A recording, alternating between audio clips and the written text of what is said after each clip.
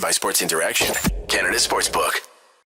It's March Mania at Sports Interaction, NHL, NBA, MLB, and of course March Madness, and so much more. It's bananas. Play Pinata Picks and Minute Madness, exclusive games with insane odds that you can't play anywhere else. Make your next bet with Sports Interaction.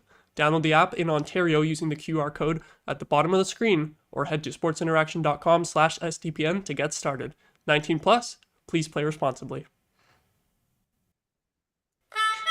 The Pittsburgh Penguins have been sensed. Welcome back, everybody, to Game Over Ottawa. Maude and Charlie back with you once again, and I can't believe what we just watched. That was just one of the most ridiculous games all season, wasn't it?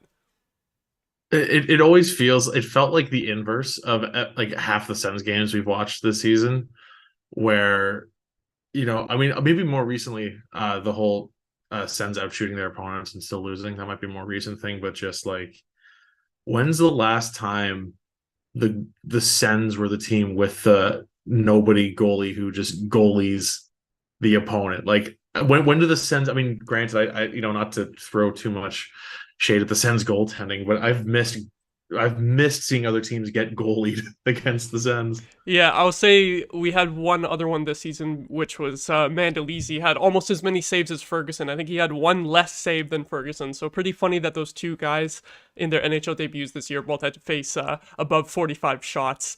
Not exactly how you want things to go with a guy making his first NHL start, but boy, he managed pretty well. Yeah, I think it's that the record for most saves by a rookie goalie has been broken twice this month. So can the defense maybe tighten up just a bit? Like, these guys need some help. Yeah, it's I do have to say, after how the Toronto game went, which was basically the exact inverse of this game in terms of the shots, like, for the Sens, right? I'll take it, like, that was a super frustrating game to watch, but considering we didn't come away with the win against Toronto, I feel like this kind of makes up for it, I guess. I'm just honestly, like, I think, I don't know about you, I'm at the point now where I'm perfectly happy with the Sens just playing spoiler, so like that has something to do with my joy out of this win. But it got to the point where I just wanted Ferguson to get his win. I just wanted this. I just wanted it for the story. That's it. I'm so happy he got it. Man, and you mentioned playing spoiler. Since Florida was playing at the same time and they won, the Penguins are out of a playoff spot at the moment. So even though the Sens might not be factoring too much here, I love that we were able to deal a blow to Pittsburgh's playoff odds, because I think all Sens fans would agree that we'd like to see them fall out of the playoffs the most. Oh yeah, I think honestly, I think most hockey fans outside of Pittsburgh would be on board with that. I'm so sick of the same teams making it year after year after year, and I get why. I mean, like, it's called the Crosby, Malkin, Letang era for a reason. Like, Pittsburgh has been really good since there's been a salary cap, and like, for good reason. I mean, they're stacked in that way, but like, I want some fresh teams in the mix. I really, really do. I can't remember what year it was. You might be able to remember. There was a year where, I don't remember what year it was. Anyway, it was a year in the playoffs where it came down to there's 5 teams left, just that like 3 of the conference finals teams were decided. And I think the second round went to 7 games through series. Anyway, the final 5 teams that were left in the playoffs were the previous 5 cup winners. Oh God. And I just, I'm so sick of it. So I think it was mid 2010. So anyway, that's where my brain went to immediately. But yeah, I'm so sick of that. So partially because also, like, I think the Sens and Penguins have a long enough history over the past decade and a half or so, that we as Sens fans, we can be like, yeah, Pittsburgh's not in the playoff spot right now. But I think 31 fan bases are very happy right now. Yeah, it's like, if we're not going to make it, we can at least drag them down with us. And we got some Pittsburgh chirps in the chat too that I want to shout out. Brooke saying, it's crazy to think in the 6 years since winning back-to-back cups, the Pens have won just 1 playoff series. And hopefully we keep things that way. Let's not even give them a chance to win another one this year. And hopefully they just straight up miss. And yeah, that's funny. They haven't had much success since that back-to-back, despite making it every year. Well, yeah, what year was that playoff series when? Because was that the year? So when Washington won in 2018, so immediately following that back to back, I think that was like one of the first times that it was a Caps Penguins series in the first round. I think that was a first round matchup between them the year the Caps went all the way. So I I don't think it was the second actually. round. Was it the second? So maybe Yeah, it was so that was their 2018 last series win. That one, or before that one, before they lost to the Capitals. then. There. Right. So in that case, if that's the case, then they won 9 straight series and haven't won since. Yeah, a ridiculous Cool. streak, All and right. then they followed it up with a reverse streak. So hopefully no more playoff series wins for Pittsburgh for a while now here. And also just on the topic of Pittsburgh, I have to point out the Sens' horrible record at PPG Paints Arena. I had to look it up because I knew it was going to be bad. But hold on, do you know what it is? Because I kind of want to make you guess. I have no idea. I Okay, have absolutely no idea. If you give me the games played, and I'll take a guess. So the arena, they moved to this arena, newly built in 2011, and it's before, like, not counting today, it was a total Right. of 18 games. So what do you think their record is over 18 games at PPG before tonight? Oh, let's go with 18 games. I'm gonna say uh 3-12-3. Oh, you're very close. It's actually 2-15-1. Oh Yeah, just absolutely no. brutal. Oh no. And I noticed as well when I opened up the stream for today's game on Sportsnet Now, they have like a little blurb, a little sentence long, just sort of description for each game. And when I clicked on it, it said the Penguins are 13-0-1 against the Senators at home. Like that's the current streak. So out of the 2-15-1, it had been 14 straight losses. So whenever those 2 wins were before today, long ass time ago. It's just there's something about that arena that is just absolutely cursed for the Sens. They cannot win there. So when we were getting dominated early in this one, I was totally expecting it to be just like that again. But I guess we had the rookie goalie magic. I honestly had no idea it was that rough for the Sens on the road in Pittsburgh. I had no idea. So I knew it had been rough, but breaking the curse. That was honestly a little bit worse than I thought. And I think the only win in Pittsburgh that I can remember is 2017 in the third round. I think it was game 1 when Bobby Ryan had the OT winner. But in the regular season, I have no clue. I think I saw on Twitter that the last win there in the regular season might have been 2012, which makes sense given the numbers that I just had there. Oh,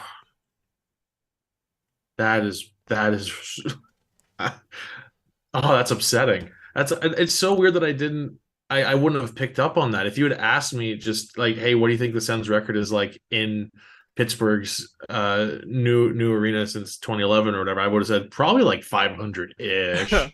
No. Okay, I'm just not paying attention, I guess. I knew there was a reason why I always dreaded games in Pittsburgh. I mean, part of it is how bad the Sens have been for the last 5 years, but even before that stretch, we still weren't winning there, which is just weird. And also, funny enough, you know what? Do you want to take a guess at the 2 arenas that the Sens have the best records at? And I say 2 because they're kind of close together. This is just purely like point percentage. This isn't like number of wins, point percentage right? So I don't over want to be like going after division. Okay. Over a bunch of games. Like not. So best point percentage on the road. Mm-hmm. Because obviously there's like Mullet Arena, which is we're 1-0, so that doesn't count. And a couple of I was gonna say that's immediately where my mind went. I was like, there's no way that counts. That is so tough. Where do I feel like the Sens win a lot? I was a little surprised by these, but then when I thought about it in recent history, it kind of made sense to me. Is one of them like they don't play very well? Like, is one a West Coast team? No, they're actually both Eastern. They're both Eastern. Okay. First one I'll say is Philly. Okay. And then I'll go Philly and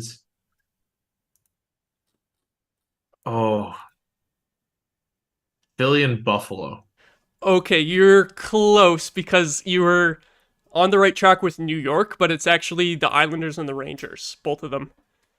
At really? Yeah, so at Nassau Veterans, which was the Islanders' previous arena, but I think they were there until 2021. The Sens actually have a 682 percentage.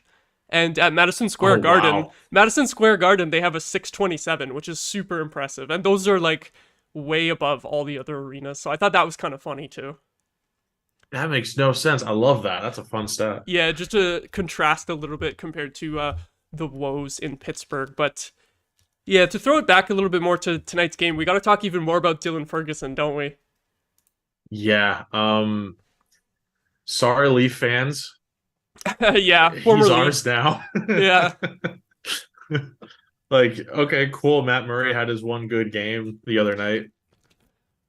I'm not upset about it anymore. All of a sudden, I'm not that mad anymore. Dylan Ferguson is better. Dylan Ferguson, we got Fergalicious. So when it gets to the point when people on Sportsnet are saying Fergalicious between periods, it's an exciting game. Mm-hmm. I don't even know what to call Dylan Ferguson. Like he's only 24, but he's already got like almost like a journeyman like resume. Yeah, kind of all over the place in the minors. Yeah, I don't know, and yeah, a lot of back and forth, ECHL, AHL. Before like this is his first game was with Vegas in their inaugural season. Yeah, played almost 6 9 years ago, minutes. I think. Yeah, played 9 minutes, stopped one shot and allowed one goal. So a nice little 500 save percentage coming into this game. Strangely, I think I remember that game. I could be wrong because I don't have the specific details in front of me, but I'm pretty sure it was against the Oilers, and it was like late in the game, so third period. Whoever was starting obviously got injured, and they were, if I remember correctly, they had to sign him to his entry-level contract just to like have him come up and be the backup because they had no bodies to play in net. And then he was forced into the third period, and I think McDavid scored on him. I'm pretty sure on that shot that went in out of the two shots. I'm pretty sure it was McDavid just like rushing through the whole team or something like that. So if you find a way to fill the air, let me see if I can find his game log. I'm gonna look this up and see if you're right. Yeah. If you get it on NHL.com, it should be there. They always have the game logs. But yeah, what a long ass time between your first NHL appearance and your first NHL start. Because 2017-18, I don't know if that was in 2017 or 2018, but that's almost 6 years and just bouncing around in the minors since then. And what's kind of surprising to me as well is that it's not like he's had any super long stretches of games like as a starting goaltender at the pro level too. Like the highest number of games played he's had since juniors was 16 games for the Fort Wayne Comets in 2019-20. And since then it's been like a few games here and there, and then like 11 games in the ECHL, 13 games in the AHL last year. He's played 11 AHL games this year too, so it's not a guy who's seeing a lot of playing time, and yet he still came up with an amazing performance today, which is honestly shocking, so full credit to him. Yeah, and the difference between, because he's played a fairly even number of games between the Marlies and the B-Sens, and just completely different results, which is weird because, I mean, I don't know how good the Marlies are. I know Belleville's been not great for most of the season. So I am shocked. Yeah, he showed up to Belleville and just kind of like knocked everybody's socks off, I guess. I think they just got him sort of as a warm body because we had to call up Sogard and Mandalisi, and they just needed someone down there in Belleville, but then he did amazing. And then look at that. You never know when your shot's going to come. You got to be ready to take it. And wow, was he ever ready tonight? Yeah. Okay, so update on what we were talking about earlier. Got the game I can't find anything. Yeah, I can't find anything about who scored on who. I can't find anything about who the goaltender was, but you are right. It was Edmonton. Yeah. Now, do we think he maybe just went in for a random shot of 9 minutes, or do you think he went in for the end of the game? Because McDavid did score twice in the third, but Nugent Hopkins and Mark Letestu both scored. Like they were the last two goals to go in. Okay. Were Nuge and Letestu. So maybe it was probably McDavid. Mark Letestu. Yeah. It was probably, yeah. I'm thinking it was, yeah. I just remember McDavid lighting them up in that game, so that makes sense.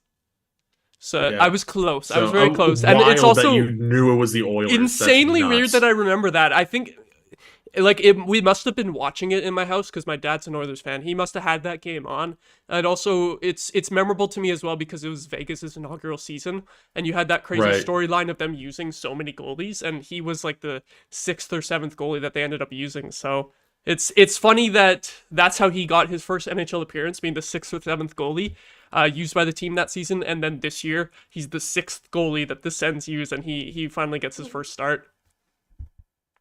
I hope he sticks around for a bit, like just given how insane he's been in Belleville and how good this game was, like just run with him for a bit. Just see what happens. Like I don't want to like destroy Sogard's confidence. I mean, maybe that's already a lost cause at this point, was just like Sogard hasn't been good, but like the team around him hasn't helped at all. So I Mhm. don't want to risk Sogard like losing all of his confidence, but like just I think we're at the stage now where we look at the Sens as spoiler and just like at this point just see what you got with the younger players and just hope for the best for next season, I guess. So yeah, just run with Sogard and Ferguson and see what happens. Yeah, I think we play again tomorrow, right? So Sogard will probably Yeah. be back in there, and Boston. that's gonna be super tough against Boston. That sucks so much that the last two times we've played Boston, it's on the second half of a back to back. So that's gonna be tough. Hopefully the Sens can not allow 50 shots this time because it's been a rough go of things for Sogard here lately. They gotta play a lot better in front of their goalies, which is just that's the shocking story to me today is that that was probably one of the Sens' worst games of the season, and yet it's a win. Like Yeah. how on earth, other than Ferguson, did we manage that? Like what the hell? I have no it was a weird game. It was like, and I don't even know. It didn't even feel like I've watched a bunch of games this season where the Sens are getting just absolutely dominated and getting and like with like nearly no possession time in the offensive zone. And I feel like, okay, well, they're just coasting. It didn't feel like they were coasting. Weirdly enough, it felt like they were trying and just weren't good enough for most of the game, which is not a good sign against what is now a non-playoff team at the moment. But yeah, that I don't know where I'm going with this. Just to say, like, it didn't feel like it didn't feel like an effort issue. It felt more like an execution issue, which is maybe more concerning. I don't know. Yeah, Um, because we've seen games this year where the team just flat out didn't show up. yeah, And when you look at the stats, it looks like this was another one of those, but I do kind of agree with what you're saying that it didn't really look like that, from the eye test, because it looked like they were giving a lot of effort out there. It was just, it felt like Pittsburgh was just a step ahead and also just that much better in their execution of all their plays and stuff. Like, I can't remember if it was the late first period or early second period, but I remember a play where Pittsburgh had it in our end for like 1 to 2 minutes, as was the story in this game. We went back the other way. We had like barely a chance, and then as soon as we lose the puck, we just lose the board battle instantly, and Pittsburgh makes 4 easy passes, like tic-tac-toe out of their zone, and it was just out in 5 seconds. You did not see any execution like that from the Sens whatsoever tonight. I think the main problem was the breakout, really. yeah. And I don't know if that's just on the Sens or if maybe the Penguins were playing like a really strong neutral zone game that I just didn't really pick up on. Um, but yeah, rough time. I don't know how they like it looked like they had no legs this entire game, so I don't know how they're going to deal with Boston the next Yeah, day. that's so rough. So we'll see. We'll see how that goes. I do want to specifically touch on Shabbat Yep. because um, you remove him from this game and it's a 1-0 win for the Sens essentially. Because did he have a gorgeous goal? Yeah, that was a beautiful goal. Did he nonchalantly just give them the puck on when Pittsburgh tied it up? Yeah, he kind of did. Um, so yeah, I don't know. I'm still I'm not fully on abandon Shabbat like by any means. I still think he's a super important part of the team, but like and I mean they have said that he's injured, right? He's been playing injured. Mhm. Um So I don't know. This is why I'm not a scout, because like this whole time that he's been struggling, I've been like, oh, his head's not in it. It felt like a decision making issue, not like a physical issue. I mean, it can be both, I guess, but yeah, I don't know. Unfortunately, following that gorgeous goal he scored, kind of like a net even game for him, I think. Yeah, I pretty much agree with you, although the way that this game went, I still feel like Shabbat was the best Sens D. Like, despite the goal That's as well. fair. Like, That's just fair. him and Sanderson, probably. I feel like I didn't notice Chikrin too much tonight, and then I felt like No. Zub and Hamonic and Brancham kind of all had their problems tonight. But yeah, and speaking of Zub, we have to mention that 4 minutes and 30-second shift as well. I can't believe it took us that long to get to that. This poor guy, I can't believe he didn't collapse on the ice there. How how did Pittsburgh not score? It's ridiculous. I assume the first icing, I was like, okay, here comes a goal. Then Yeah, there's the because we second iced it icing, twice and after. then yeah, and then after the second icing, I was like, okay, well now it has to go in, and then nothing. Um, so yeah, phenomenal work there, I guess. Even like I mean, it's not often you're like, oh, the Sens iced the puck twice, great job, but like guess Zoom was on what 4.5 minutes, and I think what was it Sanderson at like 3.5. Yeah, God, I think one thing we need to say is let's be happy that it was those guys that were stuck on the ice yeah, for sure. for that chunk of time. Yeah, that's absolutely insane. Definitely the longest shift by any Sens player this season. I don't know what the longest shift for a Sens player ever is. That'd be It interesting to it find could out. be. So as soon as this happened, I went to try to see what the longest shifts in NHL history are, and of course there's the famous Kovalev shift, which happened before they started tracking ice time stats, so it technically doesn't count. But whoever the Rangers coach was at that time just told him to keep staying out there. Anytime he tried to go back to bench, he was like, "No, stay on," because he was punishing him basically, and kind of making a whole show of things. So that was over 7 minutes if I remember correctly. So that's technically the longest shift ever. And then, funny enough, the other two examples that I found, because I couldn't find like a whole ranking or anything, the other two examples that I found are from this season, which is very surprising. You might remember I Jack know Hughes. one of them. Do you remember the Yeah, Jack Hughes one? Yeah, yeah. 6 minutes and 2 seconds at the end of the game. The thing about that one though is that they were trying to tie the game. I think they were down by a couple goals, so they had some timeouts in there too, where he got breathers and stuff. And Okay. there was a lot Yeah. of whistles, so it wasn't like fully extended play without him leaving the ice. And then Yeah, he wasn't defending for yeah, he four wasn't minutes with defending no either. break. That's yeah, Exactly. And then yeah. the other one that I found, also from this season, and also from a forward, was Ovechkin. And it's a bit of a similar scenario where the Capitals got a 5 minute major power play, and he just stayed on the whole time. It was 4 minutes and 57 seconds. Yeah. And that I bet Ovechkin So the has fact probably that it was done a that a few five on times. five, because I Yeah, imagine with Hughes it was probably 6 on 5, right? for a good chunk of it, I'm Um. sure. So yeah. So playing 4.5 minutes straight, 5 on 5 in the defensive zone. Oh my god. That's got to be like close to a record for a defenseman.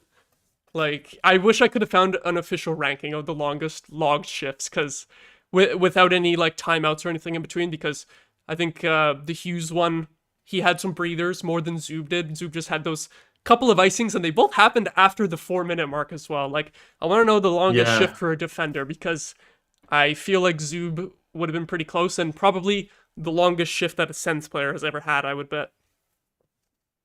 definitely. That was.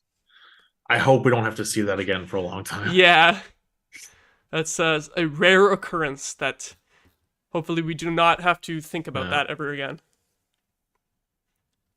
So if you're okay with transitioning to something Yeah, here, I did a bunch of research on something that's right. to follow up on something else I talked about. So in classic Sens fashion, a too many men penalty was called against the team tonight, and that I don't even know how long ago this was now. At least like probably a month or two ago, I looked into how many too many men penalties have the Sens gotten this season? Do they lead the league? And just like what is a reasonable number of too many men penalties to lead per season. And when I did look it up, they were not in the lead. I believe Arizona and Anaheim had more than them. At this point, I don't know the total count for. I forgot to check and see who was leading. But my research went as far back as the 2015-16 season, just because that's how much time I had at the time to check. And so from 2015 until this season, the most I could find for one season was a team taking 16 too many men penalties. And it was a tie between two teams, the 16-17 Ottawa Senators and the 19-20 Ottawa Senators. Oh, my God. But now I have the stats going back to the beginning of the salary cap era. Ooh. So the most taken in a season, also important to note for this season that the Sens are now at 13 through 70 games. So they could definitely, with the way that they've been called for that, they've got a shot. They've got a shot. So the most in the salary cap era is and this is so wild because of the teams I've listed, most of them are really good teams. Like the most ever was in 14-15, 18 too many men penalties. Chicago, the Cup winners. Oh my God. I would not have expected that. Never would have guessed. The only team in the salary cap era to hit 18. There are two teams that had 17, both in the 06-07 season, the Red Wings and the Penguins, both playoff teams. Yeah. And both Cup finalists the very next year. Yeah, the next 2 years. Mm-hmm. And then there are 6 teams since the salary cap era to have had 16 too many men penalties. And we've established that 2 of them are the Sens, the 16-17 Sens under Guy Boucher and the 19-20 Sens under DJ Smith. Another team was the 09-10 Senators under Corey Clouston. So the Sens have half of the 6 teams to take 16. And it doesn't even matter who the coach is. Yeah, so the other 3 are weirdly enough, like I said, contenders. Every team, so there's 1 18, 2 17, 6. So there's 9 teams I've listed. The only team that didn't make the playoffs is the 19-20 Sens. Because the rest, 16-17 Sens, yeah, whether you like it or not, contender. 09-10 Sens under Corey Clouston, they lost in the first round to Pittsburgh, but they still made the playoffs. Mm-hmm. Then the rest are the 10-11 Lightning under Guy Boucher. Oh funny enough. Was that their good season? Yeah, it was. Yeah, those Guy Boucher. It's a mirror. First year with the team, conference finals, miss the playoffs, and then the third season get fired partway through. Yeah, if you want some playoff revenue, you hire him, get those playoff rounds, and then you fire him right away. Yeah, and then the other 2 teams in the salary cap area who have had 16 are the 10-11 Habs, who made the playoffs. This is like right before they bottomed out and took out Chenyuk. So they made the playoffs in 10-11 under Jacques Martin. And then the other team is the 06-07 Ducks under Randy Carlyle. God. So out of those 9 teams, the 9 teams to have taken 16 or more too many men penalties in the salary cap era, out of the 9 teams, 8 made the playoffs. That's so weird. Why? Because I would, because I don't know about you, I would associate a bunch of too many men penalties with shitty teams who don't know what they're doing. Yeah, bunch of unorganized bums, but apparently not. Unless you're the Sens. Weird. It's so weird. Bizarre. So the Sens show up on the list 3 times, and Guy Boucher shows up twice. And it's very realistic that if the Sens keep going at it this season, they'll be on the list a 4th time. And DJ Smith will also be on that list for a second time. Oh my God. Yeah, I do have to say, like, when new ownership comes in, if they do give DJ a chance to, like, keep his job or anything, they gotta go up to him and just be like, hey, man, why are there so many too many men on the ice penalties? Like, we've seen it over multiple seasons now. They gotta figure that out if he's gonna stick around at all. It's an actual problem. Mm-hmm. It's like, yeah. It could be a huge momentum killer. I wonder if I can find the list for this season. I might not be able to. I'll take a look. But yeah, I just found it so weird that, yeah, in the salary cap era, it's mostly good teams that take way too many men penalties. That was which is not what I was expecting. That's so weird. such a stupid stat. And like a good chunk of them were contenders or cup winners. Like two of Yeah. those 9 won the Yeah. cup. Not just teams Like, that squeaked into the playoffs, like teams that were going far. so stupid. And so what does that mean about the Sens this year? It means they're going to make the playoffs. Exactly. So Clearly, it's a sign of greatness. We'll get there. yeah, You know, we'll eventually yeah. get there. So yeah, I just wanted to throw that in there because I thought it was the weirdest thing. Mm-hmm. Yeah, I guess to wrap it up here, I think looking forward to tomorrow's game, if there's like anything specific you think that the Sens need to do way better to have any chance at coming away with any points tomorrow, like what's the number one thing that you think they need to improve from what you saw tonight?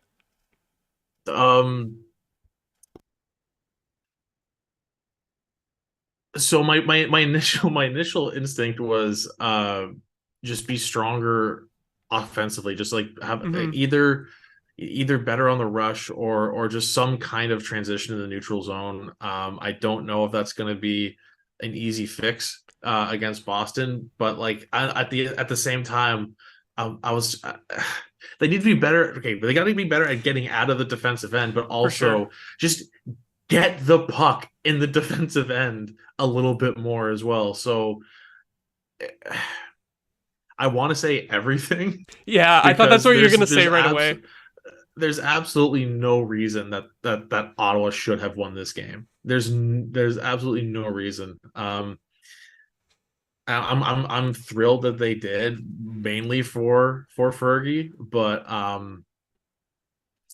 they're going to have to look like a completely different team tomorrow to have any chance against the Bruins. We didn't really touch on this, but you did bring up like the rush offense. I think one of the key issues in this game for the Sens was that stretch in the second period where they had like 2 or 3 breakaways, a couple 2-on-1s. Stützle missed that wide open net on a 2-on-1, and then on another 2-on-1 he hit the post. Hurt.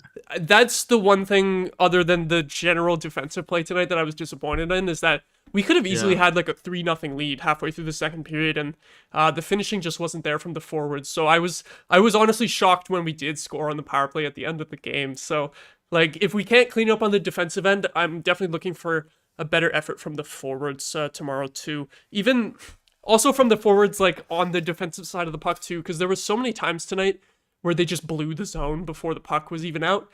Countless times where you would have 2 forwards or all 3 forwards all the way at the freaking red line, and the Penguins just barely hold it in.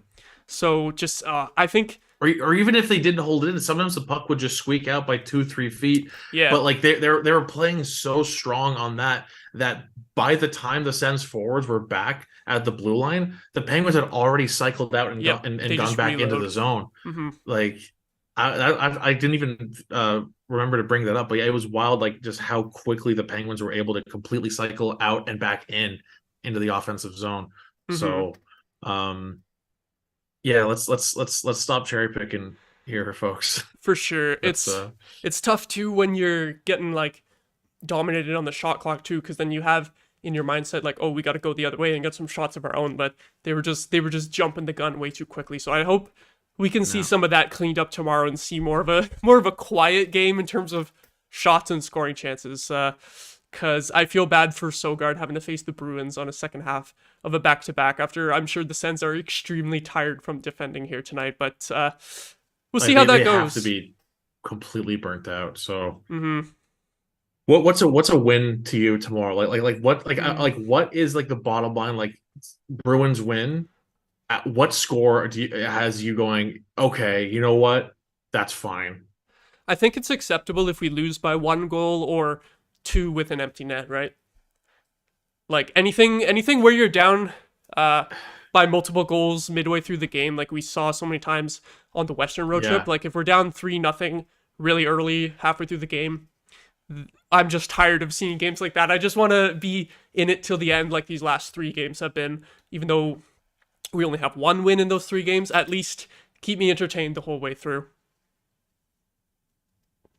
I like that. I like that. Controversially, I'll say a 5-2 loss. As long as one was an empty netter, I'm okay with. Like just like don't make it a complete blowout, but don't give me hope with 5 minutes left just to lose it. That's my You don't want too much hope. Not that the Sens can play spoiler to Boston. No one can play spoiler to Boston. Like, you couldn't play spoiler to Boston in December. Like, it's, there was yeah, they were already good to go by then. But they're in there. You'll have the stream tomorrow. You have a guest, I think.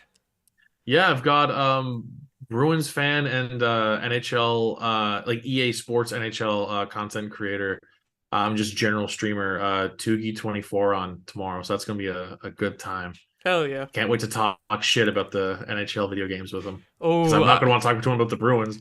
So I'll definitely have to tune in because I'm someone who stopped buying those games entirely after buying them for a decade. So if you guys go on some rants about that, I will definitely be tuning in for that. He's got some insight, so it should be a lot of fun. Yeah, so everyone be sure to tune in after tomorrow's game as well for that. That's where we're going to leave it tonight. Leave a like on the video if you enjoyed. Subscribe to SDPN. Thank you so much, everyone, for watching, and have a good night. Game over! Powered by Sports Interaction, Canada Sportsbook.